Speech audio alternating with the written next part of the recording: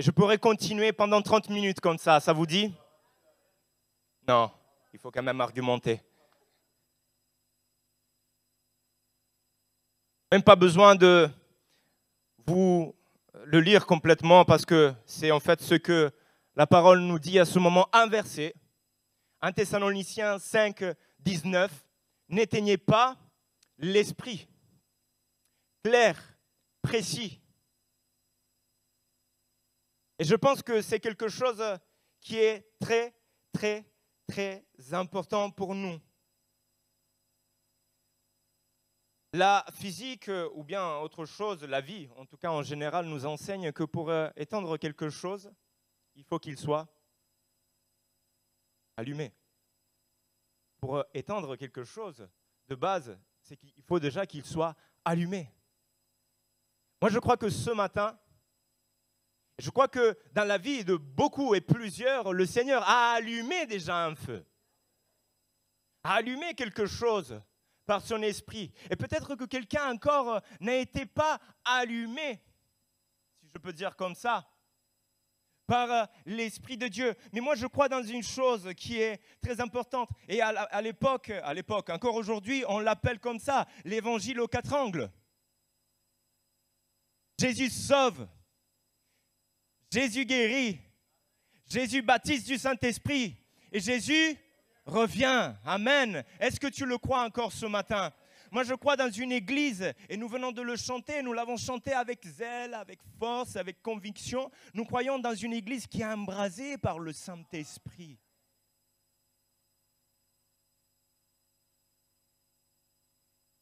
Le Saint-Esprit, très souvent, est associé à cet élément qu'on pourrait dire, et on peut le voir, donc naturel, le feu.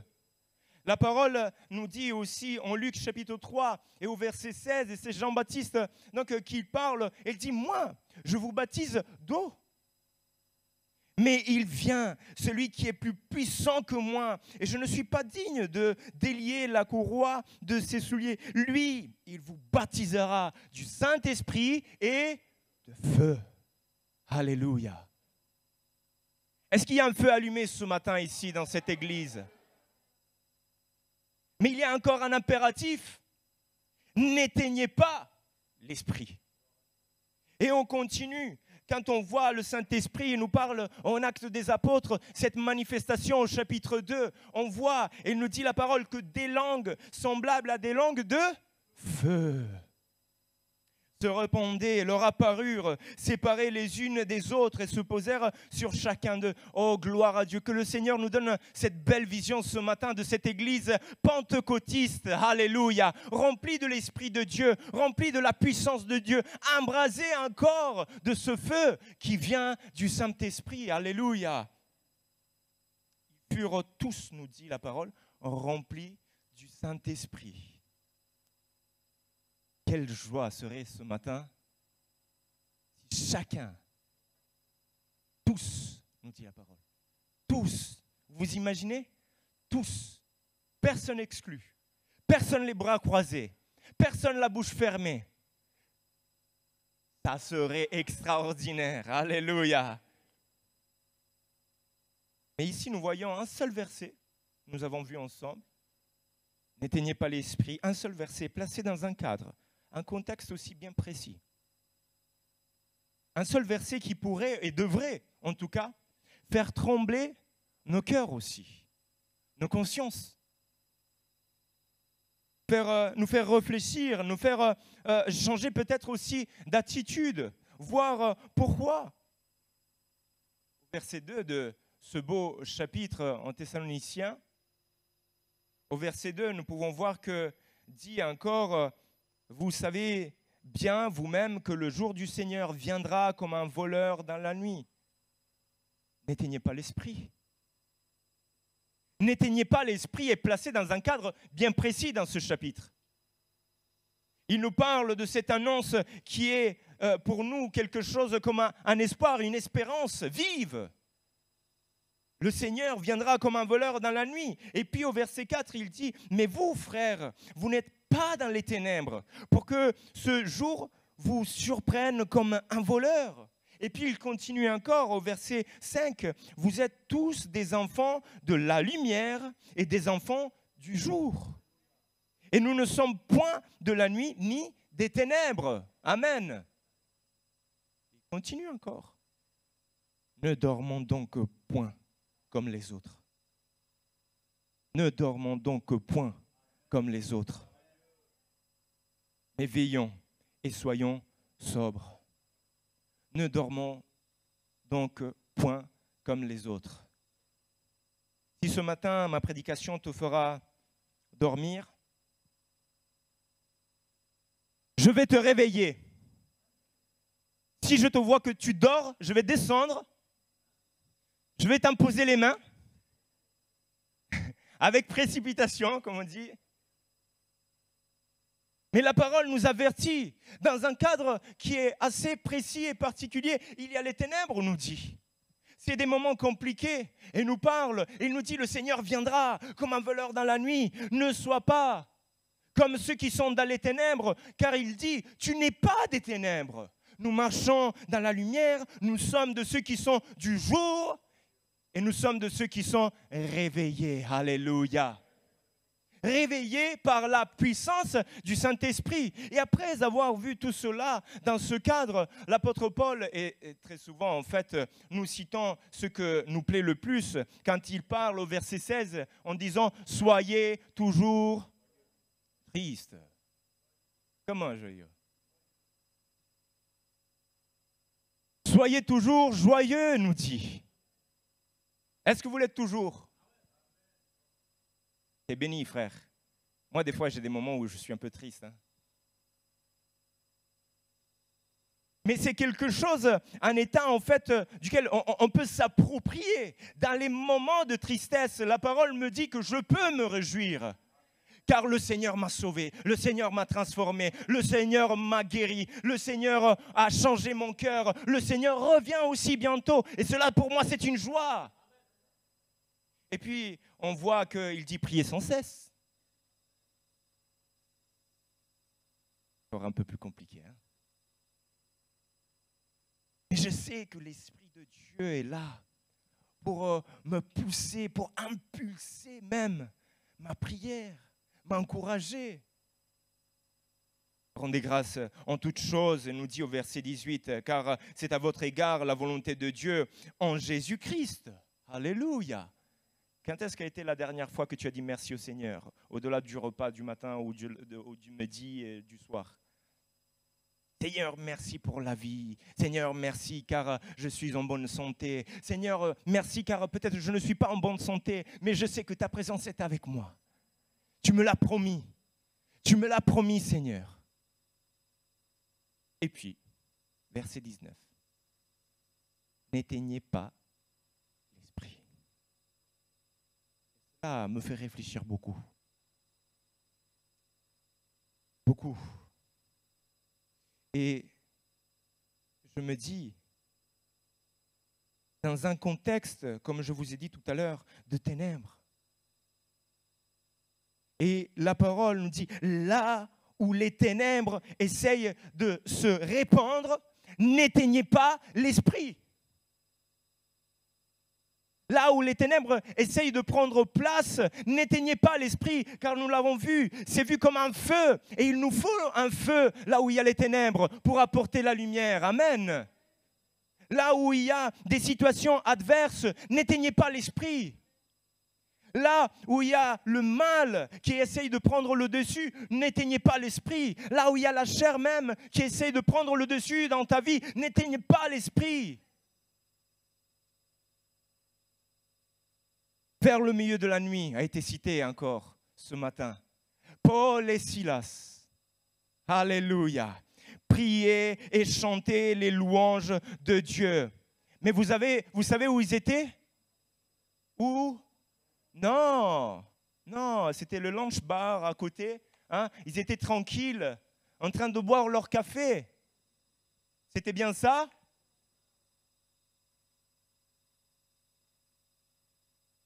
Alors qu'ils étaient dans un moment extrêmement compliqué, que ça peut être mentalement, physiquement, spirituellement. Tu te dis, tu te retrouves emprisonné dans une prison à cause de l'évangile de Jésus-Christ. Grâce qu'aujourd'hui, nous avons ici encore le fait d'avoir cette liberté de pouvoir proclamer Jésus en toute liberté, et des fois nous ne le faisons pas, mais que le Seigneur nous inspire et nous aide, et nous reprend aussi.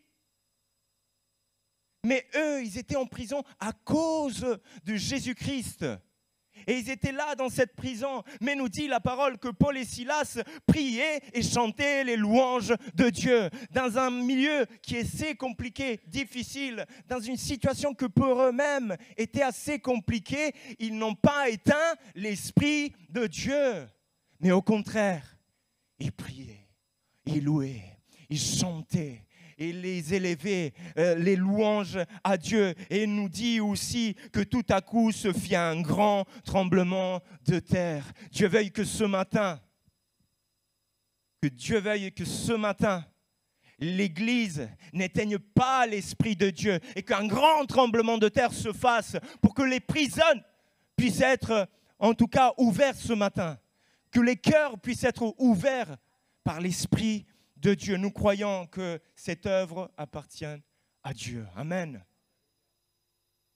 C'est possible d'éteindre l'esprit?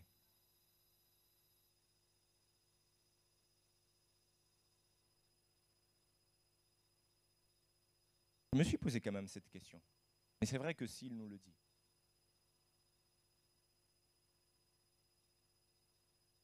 Si nous continuons à étouffer le surnaturel de Dieu pour nous concentrer pour tout ce qui est naturel,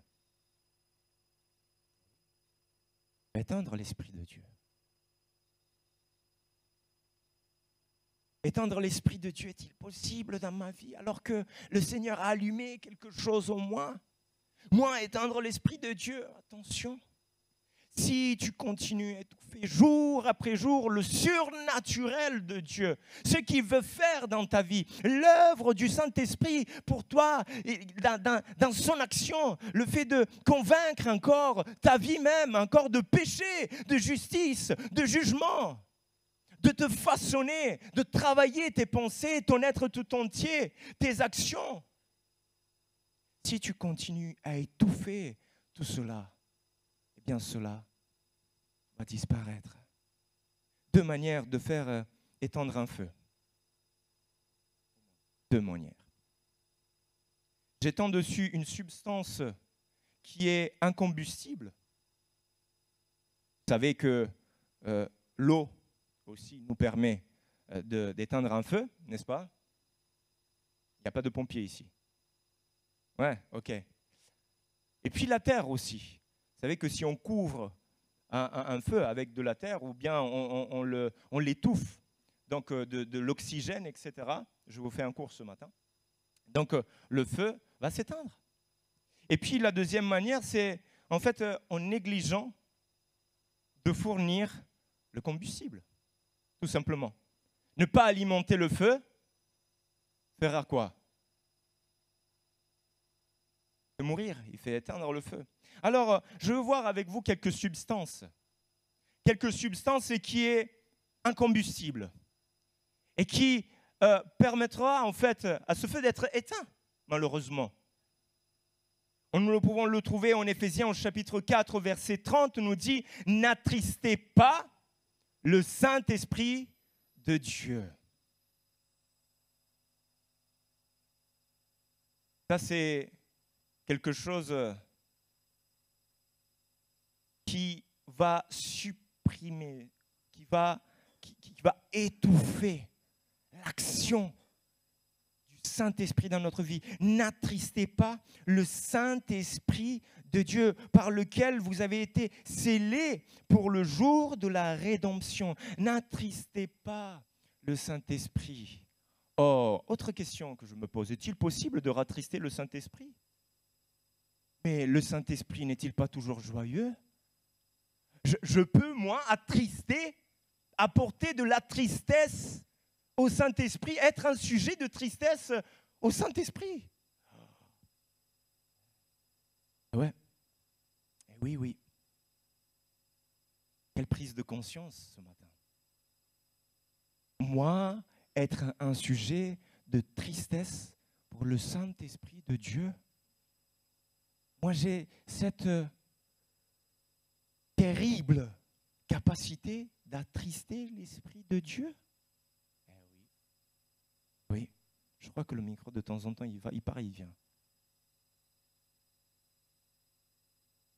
Je ne sais pas. Merci. Et oui. Et comment tout cela?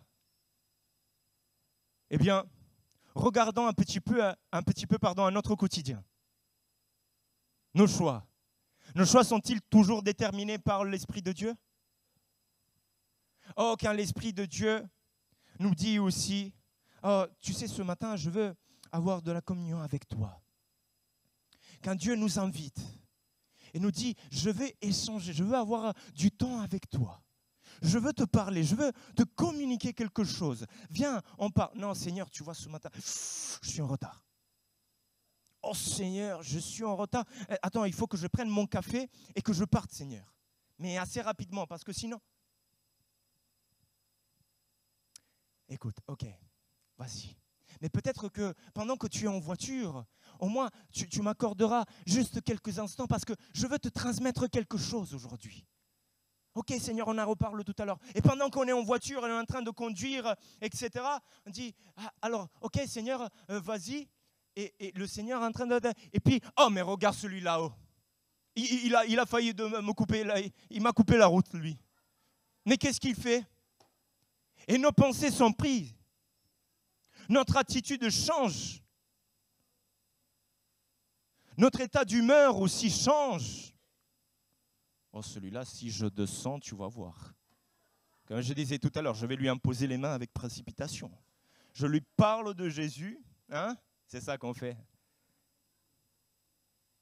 Et alors, le Saint-Esprit est là, qui est en train de... Ok, première est passée, deuxième... Bon, peut-être que tu vas m'accorder un petit temps tout à l'heure, ok? Le temps que on termine quelque chose, nos affaires, ce qu'on est en train de faire, etc. Le temps passe. L'après-midi vient, peut-être.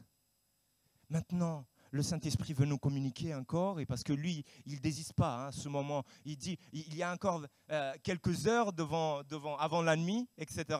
Hein? Moi, je suis en train de raconter peut-être ma vie. Il faut que je fasse attention. L'après-midi arrive, le Saint-Esprit est là, qui veut, qu'il désire, c'est son souhait d'avoir cette communion, cet échange, le fait de pouvoir nous communiquer pour nous bénir, pour que peut-être nous puissions être un instrument entre ses mains. Arrive l'après-midi. Oui, Seigneur, pas. Attends, j'ai mangé, j'ai le foie qui est. Attends, la sieste, Seigneur. 2 secondes. Tu m'accordes quelques minutes, Seigneur, parce que je n'arrive pas en fait à rester attentif. Le temps passe, l'après-midi passe, etc. Le soir arrive. Seigneur, je te remercie pour ce repas. Amen.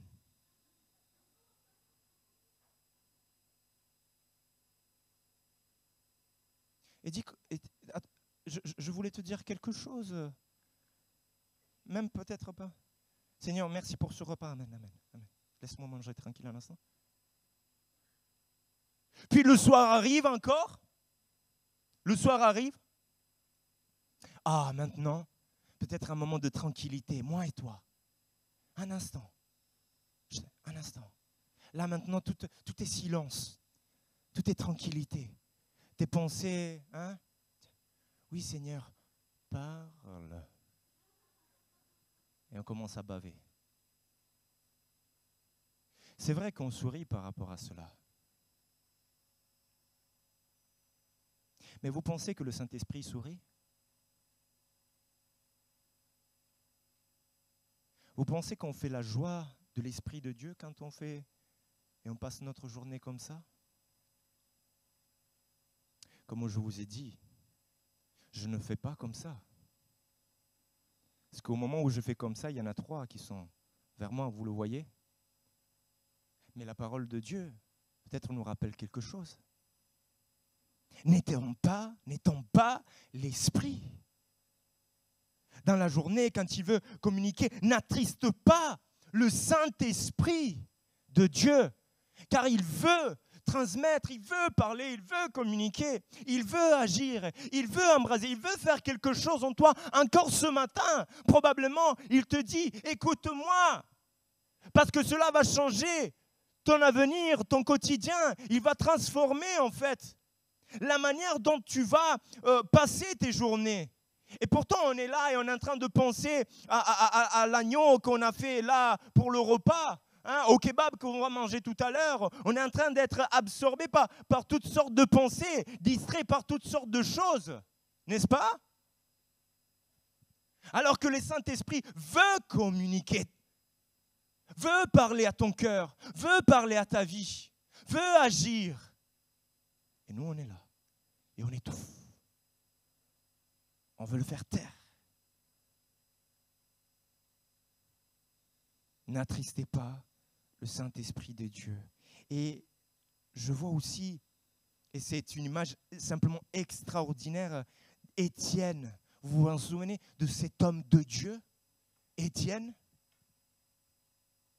Vous vous en souvenez de cet homme? Homme de Dieu, avec un témoignage extraordinaire. Alors que je relisais cela, je le voyais, j'avais des frissons partout en voyant son attitude, son témoignage, ce qu'il a fait face à la mort. Et il a eu le courage, et nous dit la parole, rempli de l'esprit. Il a commencé à dire à tous ces hommes religieux, il dit « Hommes au cou raide, incirconcis de cœur et d'oreille, vous vous opposez toujours au Saint-Esprit. » Vous vous opposez toujours au Saint-Esprit. Ce que vos pères ont été, vous l'êtes aussi. Une opposition. Opposé au Saint-Esprit. Est-il possible d'être opposé au Saint-Esprit? Malheureusement, oui. Opposé à l'action du Saint-Esprit, à la pensée du Saint-Esprit, au vouloir du Saint-Esprit, à la volonté de l'Esprit de Dieu. À cause de quoi? Je vous ai dit, Étienne, qui était à genoux à ce moment-là, il nous dit la parole qu'il rayonnait, il était rempli du Saint-Esprit avant qu'on le lapide, avant qu'on le tue. Et comme je disais, à cause de Jésus-Christ, grâce qu'encore aujourd'hui, moi et toi, que le Seigneur nous fasse encore grâce. Parce que je ne sais pas si on gardera le même témoignage d'Étienne, nous. Que le Seigneur nous aide véritablement. Mais il était rempli de l'Esprit. Et à ce moment-là, il ose. Il le dit. Homme, là, vous avez le cou dur, raide, incirconcis de cœur et d'oreille. Alors qu'il parlait à des circoncis quand même. Hein. Mais vous dites, vous êtes incirconcis de cœur et d'oreille. Vous que vous opposez toujours au Saint-Esprit. Ça serait terrible. Ça serait terrible de garder cette opposition dans notre vie, dans notre pensée, dans nos pensées, en opposition au Saint-Esprit, à l'Esprit de Dieu. Alors que le Seigneur peut-être veut changer un aspect qui est très important dans notre vie. Une attitude qui est fondamentale dans ta vie. Seigneur, mais tu vois, moi je suis quelqu'un quand même de colérique. C'est ma nature, Seigneur. Je ne peux rien faire, Seigneur mon Dieu.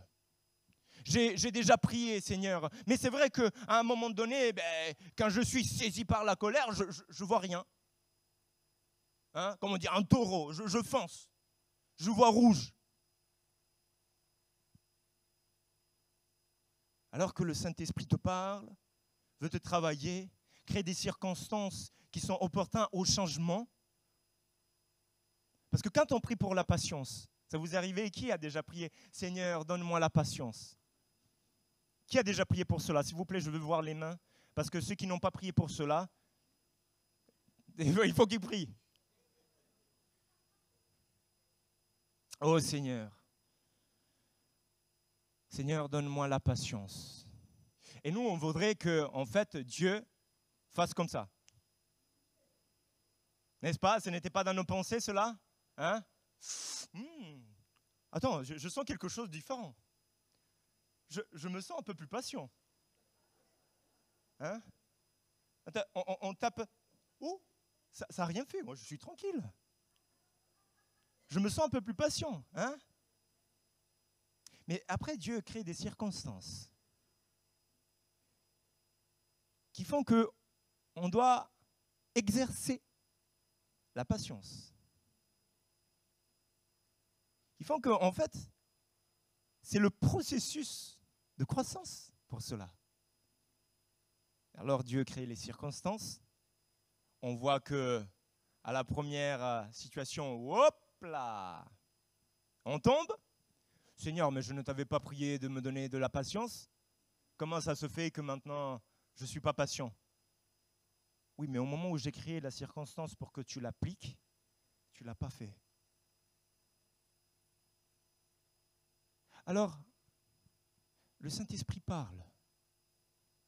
Le Saint-Esprit veut travailler nos vies, nos cœurs. Et il le fait, mes frères, mes sœurs, quotidiennement. Nous ne pouvons pas dire « le Seigneur ne m'a rien dit aujourd'hui ». Non, parce qu'à tout moment, à toute circonstance, en toute situation, il y a cette voix que toi tu retiens en fait qui vient de nulle part. Quelqu'un il disait, et j'ai bien aimé cela, oh ça m'a fait vraiment réfléchir et changer d'attitude, même si encore je dois sur cet aspect. Et il dit, mais comment ça se fait que des fois tu te réveilles au milieu de la nuit, alors que tu étais fatigué, tu avais envie de dormir, etc. Et il y a cette voix qui te dit, cette voix qui est nulle part, qui te dit, mais prie un instant. Et toi, tu te dis, alors, de base, ma chair dit, non, rendors-toi, dors. Tourne-toi à droite, à gauche, tu verras qu'à un moment donné, commence à compter, hein, comment on dit, les brebis, les moutons, hein, ici c'est les moutons. Commence à compter les moutons et ça va passer. Quand il y a cette voix, en fait, qui te demande de faire quelque chose que ta chair ne veut pas faire, fais attention. Si à un moment donné, cette voix te dit, il y a cette personne en fait en face de toi, il y a cette personne, va la voir, dis-lui un instant bonjour. Mais je ne le connais pas, Seigneur. C'est quoi cette... Mais je ne le connais pas. Tu me demandes de lui dire, bon, oui, dis-lui, comment vas-tu aujourd'hui? Mais c'est quoi cette voix que... Et tu sais que ta chair ne veut pas. Tu sais que toi, de toi-même, tu ne le ferais pas. Mais le Saint-Esprit sait ce qu'il te demande. C'est ce qu'il fait. Qui sait s'il ne crée pas des circonstances pour que cette personne soit touchée, transformée, sauvée, à cause d'un simple bonjour et après une transmission du message de l'Évangile. Qu'est-ce que tu en sais? Ne soyons pas en opposition toujours au Saint-Esprit, à l'Esprit de Dieu. Quand il te parle, quand il te communique, s'il vous plaît, faisons attention. Essayons d'être attentifs à cette voix. Une position aussi qui venait d'un esprit religieux. Qui connaît cela? Qui connaît l'esprit religieux? Terrible. Mais moi, des fois, on me demande, mais toi, tu fais quoi dans la vie? Je suis un religieux.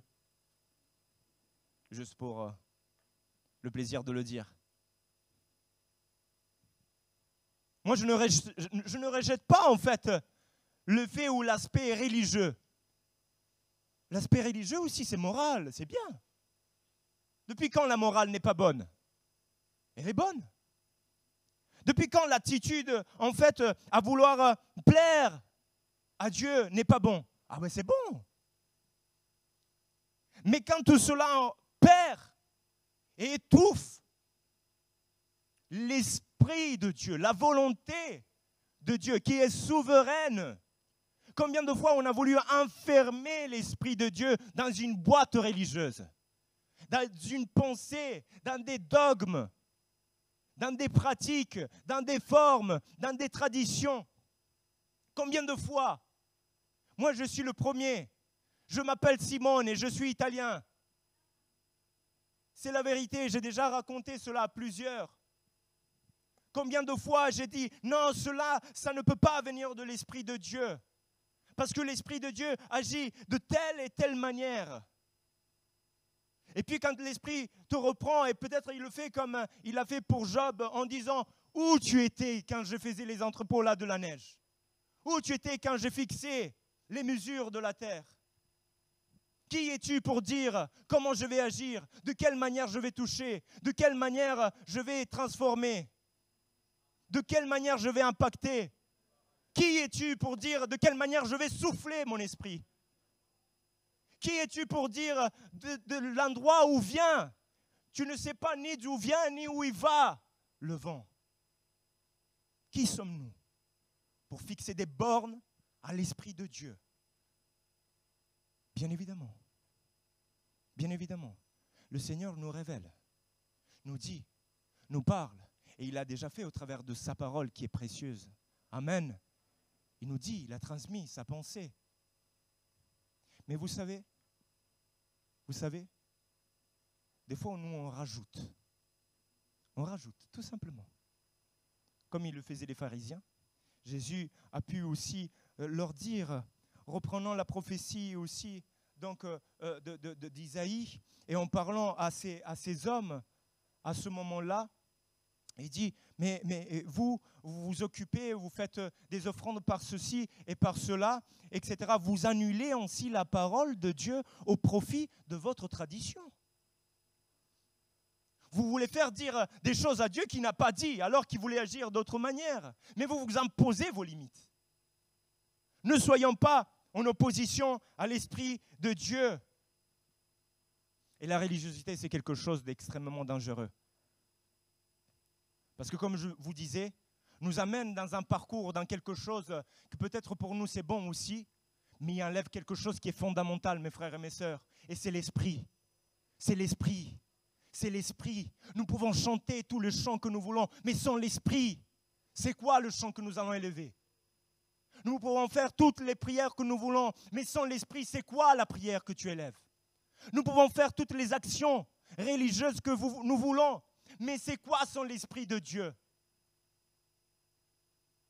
Avez-vous jamais demandé à ChatGPT, fais une prière?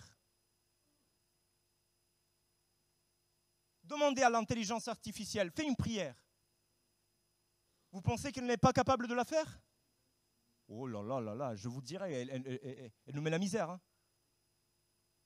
Je me cacherai. Aujourd'hui, on pourrait même dire, fais-moi une prédication.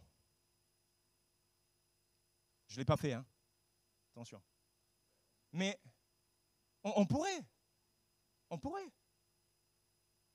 Fais-moi une prière et il te sortirait la meilleure des prières, la plus belle, la compo la plus belle qu'il y a dans ce monde. Elle pourrait saisir à droite, à gauche des meilleures prières qui ont été rassemblées dans ce monde. Mais sans l'Esprit de Dieu, c'est quoi? Ça vaut quoi? C'est rien. Et même nous, en tant qu'Église, au moment où nous élevons des prières, au moment où nous élevons nos voix, au moment où nous commençons peut-être à sauter, à danser, à chanter, à faire tout ce que nous voulons, mais sans l'Esprit de Dieu, c'est mort. Amen. C'est pour cela qu'aussi Jésus est venu pour briser l'esprit de religiosité. Parce qu'il demande à que l'esprit, son esprit, soit présent, son esprit puisse animer, son esprit puisse embraser. Et c'est pour cela que dans cette parole nous trouvons, n'éteignez pas l'esprit. Parce que c'est l'esprit qui anime. C'est l'esprit de Dieu. Et il dira aussi, dans la même citation que j'ai fait tout à l'heure en Matthieu 15, 6, 8, et après il dira hypocrite. Et Ésaïe a bien prophétisé sur vous quand il a dit « Ce peuple m'honore des lèvres, mais son cœur est éloigné de moi. » Peut-être que déjà ce matin, tu as élevé ta voix. Oh, tu as glorifié Dieu. Tu as loué. Et gloire à Dieu du fait que, comme peut-être David, tu as fait et tu as obligé ton corps à le faire aussi. Oh, mon âme, bénis l'Éternel. Tu as imposé, tu as pris autorité en le disant. Mais faisons attention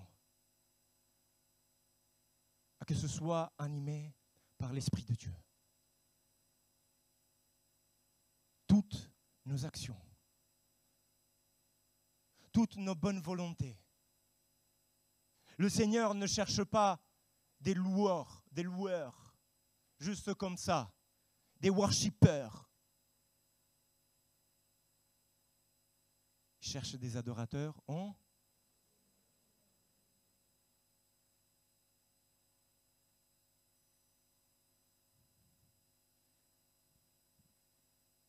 deuxième danger. Et je terminerai par cela. Ne pas alimenter la flamme, c'est un danger aussi. Ne pas alimenter la flamme, ne pas donner de combustible, fera éteindre la flamme. Vous êtes d'accord avec moi? C'est pour ça que l'apôtre Paul, il disait une chose à Timothée. Alléluia. Il dit, je t'exhorte, Timothée. Oh, je t'exhorte, mon fils. Et la parole nous dit à ranimer le don de Dieu que tu as reçu par l'imposition des mains. Et vous savez, ce terme qui a utilisé à ranimer, on pourrait tranquillement le traduire par je te rappelle que tu dois attiser, faire brûler le don que Dieu t'a donné. Oh, je te rappelle ce matin, mon frère, ma sœur, que c'est vrai, peut-être tu as reçu le Saint-Esprit ou le baptême du Saint-Esprit il y a des années. Peut-être tu étais embrasé, cette flamme a été allumée il y a des années. Mais je te rappelle et je t'exhorte ce matin, par les compassions de Dieu, à ranimer le don de Dieu. Je t'exhorte ce matin à embraser encore, à donner du combustible. C'est important ce matin pour moi et pour toi. Pour nous tous ensemble, en tant que corps de Christ, en tant qu'Église, à ranimer cette flamme que le Seigneur a déposée en nous. Car ce n'est pas un esprit de timidité aussi que Dieu nous a donné, mais un esprit de force, d'amour et de sagesse. Alléluia. Alléluia. Toutes relations qui ne sont pas alimentées à un moment donné tendent à s'éteindre. À un moment donné. Avez-vous jamais essayé dans votre couple? Ne le faites pas, s'il vous plaît. Mais c'est vrai, ne parlez pas un jour, ne parlez pas 2 jours, ne parlez pas 3 jours, 1 semaine, 1 mois. Essayez. Non, n'essayez pas. Mais essayez d'imaginer cela. Une relation comme ça vous plairait? La vérité, ça vous plairait? Terrible. Et pourquoi ça devrait plaire au Seigneur, au Saint-Esprit, alors qu'il a cherché la relation avec nous, alors qu'il a cherché cette communion avec nous? Il y a ce passage qui se trouve dans le Lévitique, chapitre 6, verset 6. Il nous rappelle quelque chose toujours sur les sacrifices, en disant quelque chose de très important. Nous avons dit quoi? Que tout à l'heure, le Saint-Esprit est associé aussi à quoi? À un feu. Amen. Il nous dit par rapport au sacrifice, il dit le feu brûlera continuellement sur l'autel. Il ne s'éteindra point. Est-ce qu'on peut fermer les yeux un instant, s'il vous plaît? Alléluia. Le feu brûlera continuellement sur l'autel. Et il ne s'étendra point.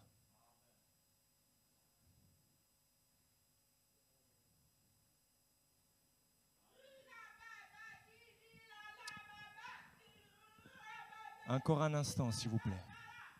Alléluia. Alléluia.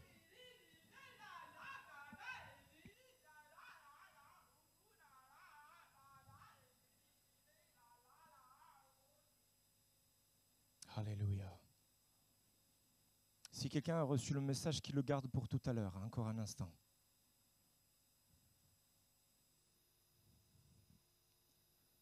C'est un moment de réflexion aussi pour chacun d'entre nous.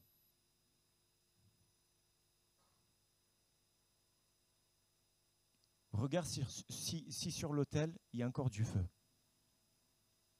Si c'est encore allumé. S'il vous plaît, un instant.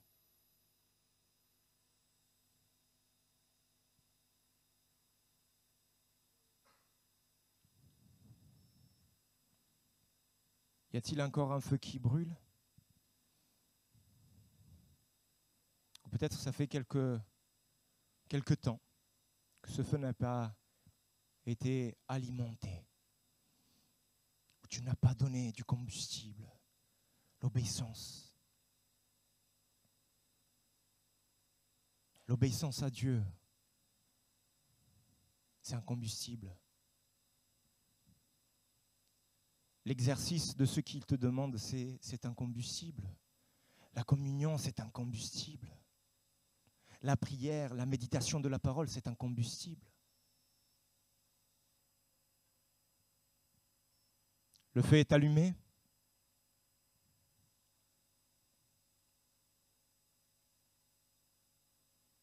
Si ce n'est pas le cas ce matin, je t'invite avec moi. Avec moi, si tu veux que ce feu soit rallumé. Rallumé vraiment. Avec moi. Tiens-toi debout ce matin, les yeux sont fermés. Rallume cette flamme. Rallume cette flamme ce matin. Rallume cette flamme ce matin. Alléluia. Rallume cette flamme ce matin, c'est un engagement que tu prends. Pas devant les hommes, mais devant Dieu. Dans ton quotidien. Tu prendras cet engagement dans ton quotidien. Dans l'exercice, comme je disais, l'obéissance. L'Esprit de Dieu embrasera encore et encore et encore ta vie. Dans ton quotidien, jour après jour. Mais il faut que tu mettes du combustible. Il faut que tu plies ton genou dans la prière, dans la présence de Dieu, dans la méditation de la parole. Oh Seigneur, j'ai besoin Seigneur, j'ai besoin Seigneur. Viens Seigneur, viens ranimer Seigneur mon Dieu, viens ranimer Seigneur mon Dieu. Viens ranimer ces cœurs mon Dieu, chacun et chacune Seigneur devant ta présence éternelle. Ça ne sera ni par force, ni par puissance, dit l'Éternel, mais c'est pour son esprit, c'est par son esprit. C'est l'Esprit de Dieu. C'est l'Esprit de Dieu ce matin qui ranimera ton cœur. C'est l'Esprit de Dieu ce matin qui va embraser encore ta vie. Alors demande avec moi. Prie, loue le Seigneur ce matin par la puissance du Saint-Esprit. Alléluia. Alléluia. Je demande à toute l'Église, tous ensemble, à se mettre debout encore un instant. Alléluia. Alléluia. N'éteignons pas l'Esprit de Dieu. N'éteignons pas l'Esprit de Dieu, mes frères et mes sœurs. N'éteignons pas l'Esprit de Dieu. Alléluia, alléluia, alléluia, alléluia. Prions, louons, adorons encore quelques instants ensemble, s'il vous plaît. Adorons le Seigneur. Faites-le en esprit et en vérité. Alléluia, alléluia.